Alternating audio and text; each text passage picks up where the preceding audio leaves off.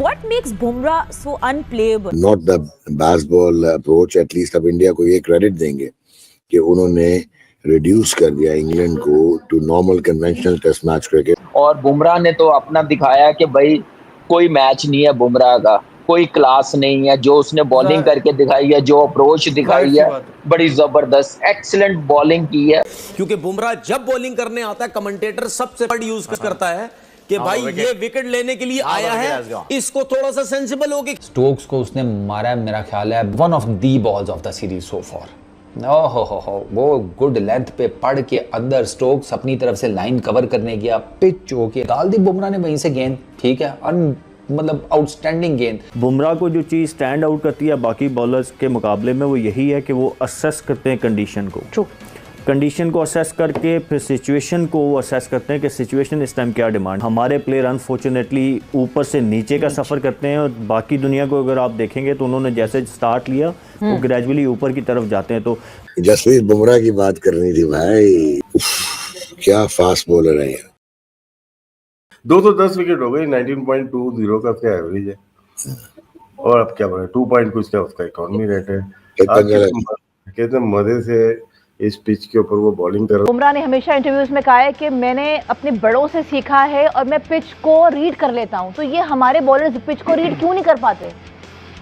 ये हमारे क्यों नहीं कर पाते? कुछ कोच भी ऐसे हैं जो पिच को रीड नहीं कर पाते। आप बॉलरों की बात करेंगे, आपके कुछ कप्तान ऐसे हैं रिसेंट जो कहते हैं हम तो पिच देखते ही नहीं है। हाँ, ये सारी बात हो रही है, वहाँ बुमराह को हम कैसे भूल सकते हैं जनाब। मैच फिनिशर है, कहीं पे भी इंडिया को जब उनकी पड़ती है जरूरत तो वो एकदम से ना पूरी गेम का जो पासा है ना वो पलट देते हैं। आई डोंट नो कि ये कंपेयर करना चाहिए कि नहीं करना चाहिए, लेकिन फिर भी टीम पाकिस्तान का कोई ऐसा बॉलर क्यों नहीं आज तक हम डेवलप कर पाए रिसेंट टाइम्स में जो मैच को अलग बिल्कुल ना पासा पलट दे। तो उनकी स्कूलिंग पूरी है, क्रिकेटिंग स्कूलिंग जो होती है ना आपकी, वो डोमेस्टिक क्रिकेट मंझे हुए 3 डे 4 डे क्रिकेट खेली हुई, टेस्ट क्रिकेट खेली हुई, निटी-ग्रिटीज़ को जानते हैं, गेम अवेयर हैं, अडेप्टेबिलिटी बड़ी स्ट्रॉन्ग है क्योंकि खेल रहे हैं सारी दुनिया में और लंबे फॉर्मेट से ही ये चीज़ें आती हैं। हमारे लड़के नहीं खेलते, इनके कलेक्टिव 25 मैच नहीं है, सारी बॉलिंग के आप उठा के देख लें।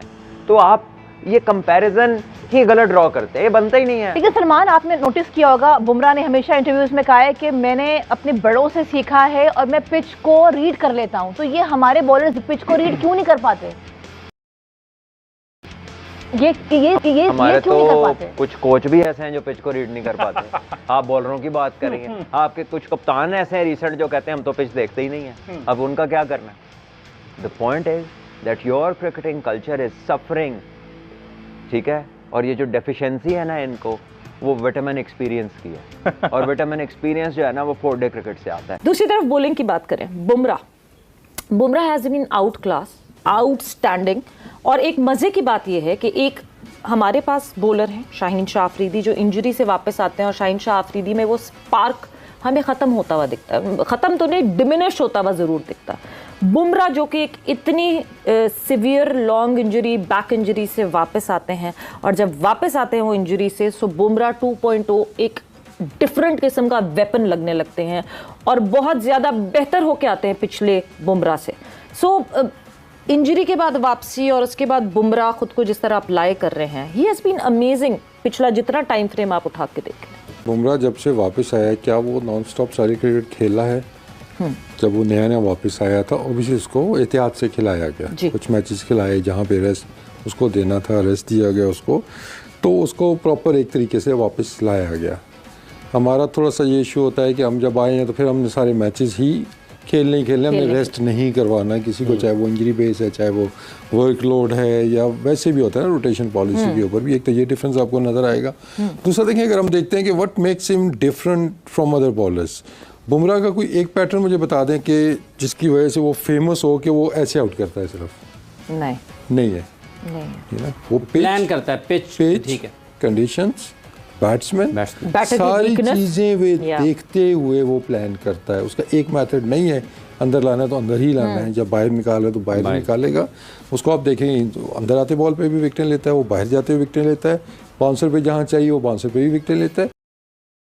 और जहाँ पे कल हमने देखा कि जहाँ वेरिएशंस की ज़्यादा ज़रूरत थी, जहाँ पिच के अंदर मौजूद थी, उसने वो इस्तेमाल की है। तो उसका कोई एक सेट पैटर्न नहीं है। That's a sign of a quality bowler कि आप उस पर एक चीज़ स्टैम्प नहीं करेंगे, एक बार इसको ज़रा ना ये कर लेना तो बस इसको मैनेज कर लेंगे हम, इसका बाहर वाला बॉल है उसको ज़रा ध्यान से खेलना। Bumrah is very clever.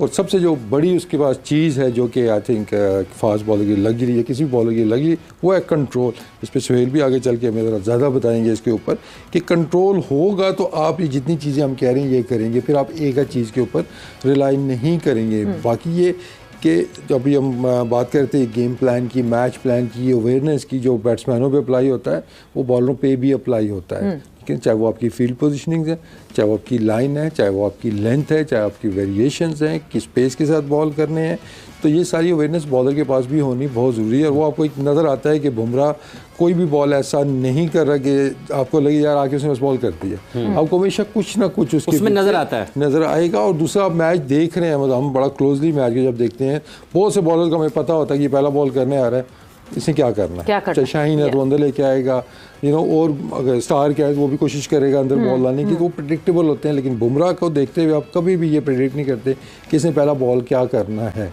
वो अगर आप बैट्समैन को रीड करें, कंडीशंस को रीड करें, दूसरे तरीके से आप अगर वो देखेंगे, एनालिसिस करेंगे, फिर आपको समझ आएगी कि यार ये इस जगह पे आ सकता है। नॉर्मल आप मैच देखें, आपको कोई पता नहीं बुमराह ने कहाँ मतलब कल के मैच में पहले ओवर के बाद बुमराह न्यू कि क्या करना है इस विकेट पे, और जिस तरह पहले ओवर के बाद ही modified himself according to the conditions, वो उसके लिए सिर्फ स्किल्स रिक्वायर्ड है या मैच अवेयरनेस और game awareness and situation and condition awareness भी बहुत जरूरी है? देखिए स्किल आपके वो जितनी मर्जी अगर आपको इस्तेमाल करना नहीं, रिसोर्सेज अपने होते हैं ना, तो ऑब्वियसली वो फिर आप उतने यूजफुल वो नहीं रहते हैं। I heard him saying it somewhere, ये एक चीज़ उसके बारे में कही जो जाती है कि 2 से 3 बॉलों के बाद वो असेस कर लेता है कंडीशंस को, पिच को, कि इस पे लेंथ कौन सी है, पेस कौन सी है, वेरिएशन चाहिए नहीं चाहिए, स्विंग हो रहा है नहीं हो रहा है, तो ये सारी कैलकुलेशंस अपनी वो कर लेता है। That's a sign of world class bowler कि जो नए बॉलर अपकमिंग बॉलर्स हैं, या इवन हमारे कुछ बॉलर्स भी हैं जिनको सीखने की ज़रूरत है। हम लूजनर जिसको कहते हैं ना, कि वो आके एक अदर लूजनर कर दी, आगे जी बॉडी खुल गई, या हम वो बहुत करते हैं। आप बुमराह को कभी भी ऐसे करता नहीं देखेंगे। और यही एक निशानी होती है जो आपको एक अच्छे बॉलर से ग्रेट बॉलर की तरफ, या एक अच्छे बैट्समैन से ग्रेट बैट्समैन की तरफ, ये छोटी छोटी चीज़ें ही आपकी गेम में डिफरेंस क्रिएट करती हैं। आप आगे बात कर रहे थे, अगर आप बुमराह को देखें, उनका कैरियर थ्रू आउट आप फॉलो करें, तो ग्रेजुअली उन्होंने अपनी गेम को, अपनी स्किल्स को, अपने जिसको एज ए शार्पनेस कहें, माइंडसेट कहें, असेसिंग कंडीशन कहें, वो ग्रेजुअली आपको बढ़ता हुआ नज़र आया। जो मैंने डिस्कस किया था कि हमारे प्लेयर अनफॉर्चुनेटली ऊपर से नीचे का सफ़र करते हैं, और बाकी दुनिया को अगर आप देखेंगे तो उन्होंने जैसे स्टार्ट लिया वो ग्रेजुअली ऊपर की तरफ जाते हैं।